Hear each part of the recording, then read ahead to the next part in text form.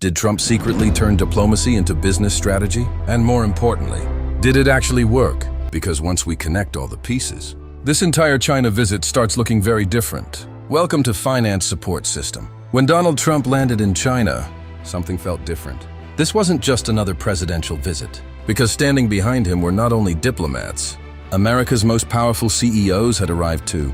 At first, many people laughed. Why is Trump bringing 17 CEOs to China? Is this diplomacy or a business tour? But as the visit unfolded, something surprising started happening. Every CEO seemed to have their own mission, their own story, and their own hidden purpose.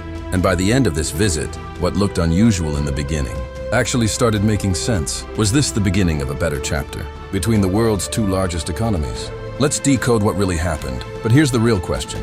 How did this trip even start? Because just a few years ago, a visit like this almost looked impossible. The relationship between America and China had turned cold.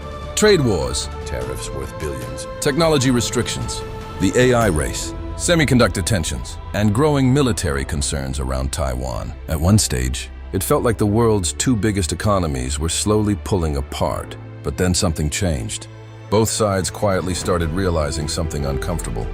Economic separation sounds powerful in speeches, but in reality, it is extremely expensive. American companies still rely heavily on Chinese manufacturing and markets. China still benefits from American technology, investment, and global consumer demand. So behind closed doors, Diplomatic conversations slowly restarted. Economic officials reopened channels. Business leaders quietly encouraged engagement. And eventually, China extended an invitation to Donald Trump for a high-profile visit. But this invitation felt different. This looked more like politics plus business plus diplomacy, all traveling on the same plane. And that explains why Trump brought a delegation of America's biggest CEOs. The strategy started revealing itself. At first glance, the CEO list looked almost unbelievable. Trump arrived with executives from Apple, Tesla, Boeing, BlackRock, Goldman Sachs, Citi, Qualcomm, Micron, Visa, MasterCard, GE Aerospace, Cargill, Meta, and more. And suddenly, it looked like business diplomacy. Almost like Trump was saying, if politics opens the door, business will walk through it. But here's the twist. Each CEO represented a different chapter of the US-China story. Several CEOs quietly carried their own missions in Beijing. From EVs to AI chips to aircraft and finance, every executive represented a different piece of the US-China puzzle. I've already created dedicated shorts on individual CEOs and companies on this channel. So if you want the deeper story behind Apple, Tesla, Boeing, or Nvidia's role, check those out after this video. At first, people joked about Trump bringing CEOs, but by the end, the strategy started looking smarter, because instead of only political speeches, the visit created business conversations. Aircraft, agriculture, finance, technology, investment, even discussions around trade and market access resurfaced. Did it solve every problem? No.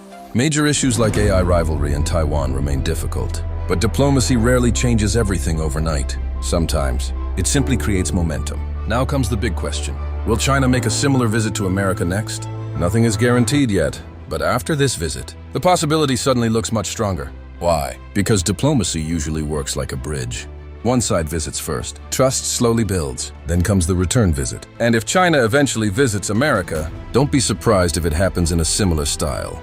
Not only politicians, but Chinese business giants too. Imagine major Chinese leaders arriving alongside executives from manufacturing, EVs, AI, batteries, and technology, because this trip may have quietly introduced a new model of diplomacy.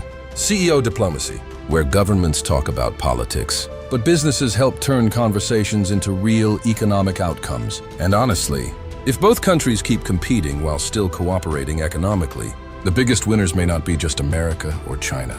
The biggest winner could be global business stability itself. And maybe that is the biggest takeaway from this visit. America and China will still compete. There will still be disagreements, but perhaps both countries also understand something important. The world's two biggest economies simply cannot ignore each other. America needs markets. China needs technology, investment, and global business confidence. So maybe bringing 17 CEOs was never strange. Maybe it was strategic. And maybe, years from now, we may look back at this visit and say, this was the moment business diplomacy quietly restarted. But what do you think? Was Trump smart to bring America's biggest CEOs to China? Or was this politics disguised as business? I hope you liked the video on beginning of new chapter. Wait for part 2, that is China's return visit to the USA. Comment below. Take care of your family and country.